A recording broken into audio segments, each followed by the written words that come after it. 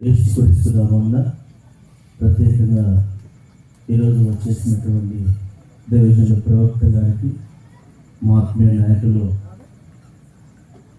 Reverend doctor దేవుడు దామోదర్ గారికి, వచ్చిన సేవకులందరికీ ప్రభువు నామమున తెలియపరుస్తున్నాను. దామోదర్ గారి గురించి మాట్లాడాలంటే చాలా ఉన్నాయి. ఆయన గురించి చెప్పాలంటే చాలా ఉన్నాయి. ఆయన గురించి మనం చాలా తెలుస్తున్నాం. మనల్ని పుట్టించిన దేవుని గురించి చాలా తెలుస్తున్నాం.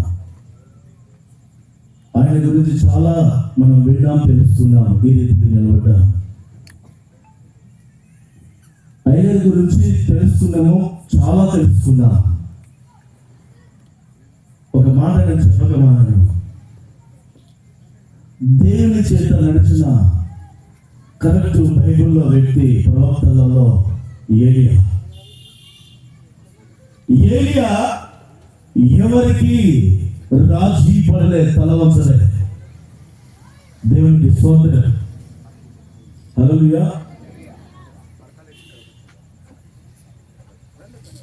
ఎవరికి రాజీ పడలే ఏలియా దేవునితో నడిచాడు, దేవుడు చెప్పింది చేశాడు. ఎవరికి రాజీ పడలే. మన దైవజనులు దేవుడు దామోదర్ గారు కూడా ఎవరికి రాజీ పడలే, ఎవరికి రాజీ పడడు కూడా. ఎందుకు అంటే మేము చూస్తున్నాము, నడుస్తున్నాము. అయ్యగారికి నాకున్నటువంటి సహవాసము 20 సంవత్సరాలు. మా మండలాలలో ఉన్నటువంటి సేవకులు కూడా నెల మీటింగ్లు పెట్టి అయ్యగారిని పిలుస్తాము అని చెప్పేసారు. ఒక మాట అనేవాళ్ళు పెద్దయ్య గారు. కానీ వాస్తవం చెప్పాలంటే అయ్యగారి గురించి మా ఒక మండలాలలో ఉన్నటువంటి పాస్టర్లు ఎప్పుడు చెప్పలేదు, రాళ్ళు చేసినట్టుగా ఒక్కొక్క రకంగా మాట్లాడేదండి. కానీ ఇప్పుడు అయ్యగారే 7 మండలాలు కాదు, నియోజకవర్గాలు కాదు, మన తెలంగాణ కాదు, మన రాష్ట్రాలకి ఒక మంచి దేవుడు అందరికించారు. నేను అంటున్నా, వెనక కొడుతుంది, బుద్ధం కొడుతుంది, ఆపు అని. నేను అందుకే అంటున్నా, చెప్పేది చాలా ఉంది.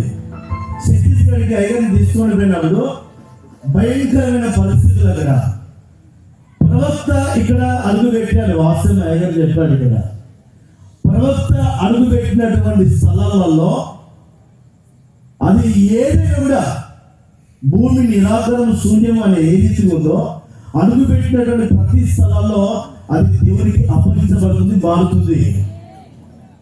ఆ ప్రాంతాల్లో కూడా చాలా మంది ఆశించబడ్డారు, దీవించబడ్డారు.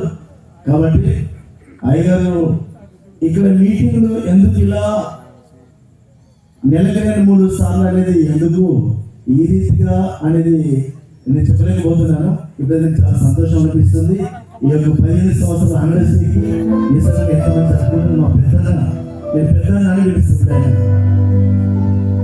సమయం ఇచ్చినందుకు అందరికి వందనాలు తెలియపరుస్తూ మనం ఒప్పిస్తుంది. దేవునికి మహిమ కలుగును.